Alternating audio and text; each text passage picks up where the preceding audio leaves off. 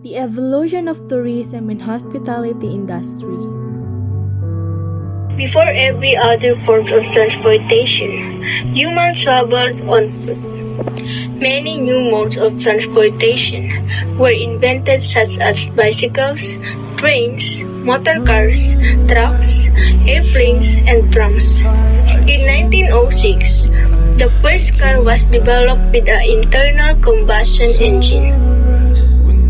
The goal of this celebration is to bring sustainability to the tourism industry worldwide. Tourism is defined as activities of persons traveling to and staying in different places for not more than a consecutive year for leisure, business, or traveling purpose. The United Nations World Tourism Organizations. Our ancestors traveled great distances in search of food and shelter. The reason for traveling has shifted over time. Carabao are also known in Tagalog as a Calabao, derived from Spanish.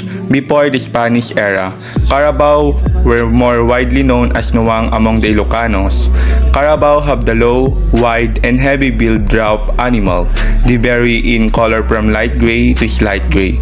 The horn are sickle-shaped or curved backward toward the neck. The calesa is also known as a carretel. It is a carriage with two large wheels on each side, a roof to provide the shape from the sun, and it's then connected to the horse that pull of carriage. The calesa is capable of accommodating at most 4 people.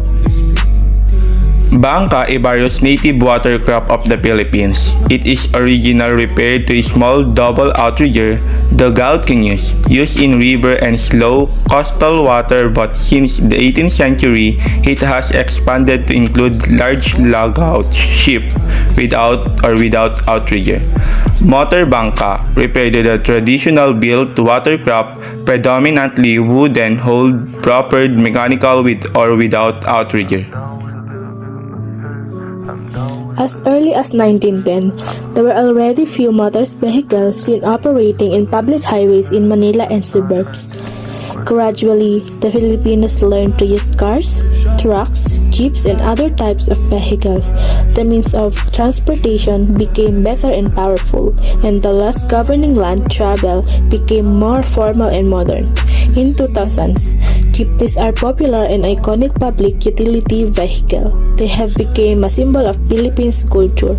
Next, a popular transportation in the Philippines is the motorized tricycle, used in smaller urban and rural areas. For tourists, many inns were built prior to the 19th century. However, lodging was no longer just about bedding and place to sleep. They began to serve food and drinks to the travelers, and soon the luxury element began to blend in. Hotels arose as the result of this. Hotels involvement more sophisticated facilities with better rooms and dining areas. The evolution of hotels throughout the years. In the beginning, even the earliest civilizations offered places for travelers to find food and rest. In ancient Greece and Rome, inns and taverns offered food and board in cities and on trade routes, while spa towns featured hospitals at thermal baths for visitors to enjoy some recuperation. But these places were mostly shared dormitories with limited facilities, so people preferred to stay with family friends. The Middle Ages. In the Middle Ages, monasteries and abbeys provided regular refuge for travelers, but the inns of medieval Europe are the true ancestors of the modern hotel. These staging posts acted as rest stops, providing shelter and a place to change horses. One of the earliest of these is the Angel Inn in Lincolnshire, built in 1203. It was run as a hostel by the Knights Templar and hosted numerous monarchs over the years. In the 15th century, English and French law ruled that hotels keep a register. Not for so long, there were 600 inns registered in England only. A typical layout would have been an inner courtyard with bedrooms either side, kitchens at the front and stables at the back. 16th to 17th century, by the end of 60s, the first stage coaches started operating on regular timetables and coaching inns became a common sight. These facilities stabled teams of horses for stage coaches and mail coaches and were usually 7 miles apart. It wasn't unusual for towns to have as many as 10 inns, all fighting for the custom of stagecoach operators and the wealthy passengers they carried, which led to the introduction of mixed food menus. 19th century. During the 19th century, locals used to let travelers rest in their kitchen floors or any available spaces they have until monasteries decided to build one for this purpose. Has started the lodging inn that give the travelers a place to rest and provide them with the food and drinks. 20th century. The 20th century begins the modern hospitality era.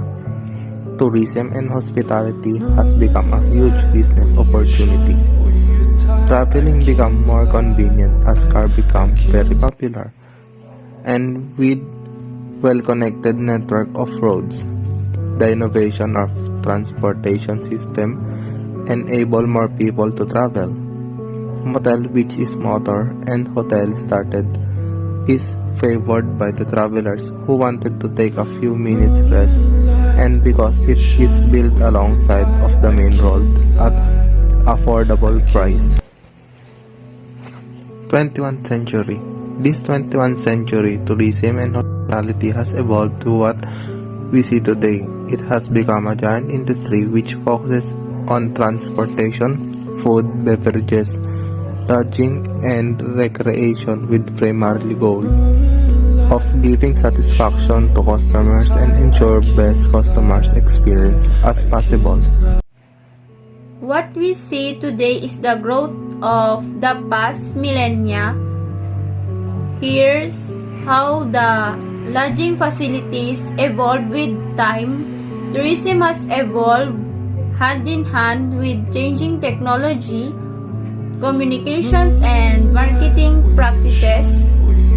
New accommodation and transportation platforms have also increased levels of competition and lowered cost for tourists. So what was seen as a luxury available to just a small few in 1950 had by 2020 become an achievable aspiration for a large number of people in every part of the world. While the situation for tourism in 2021 is characterized by its response to the COVID-19, the sector continues to adapt in order to restart and grow back stronger and more sustainably.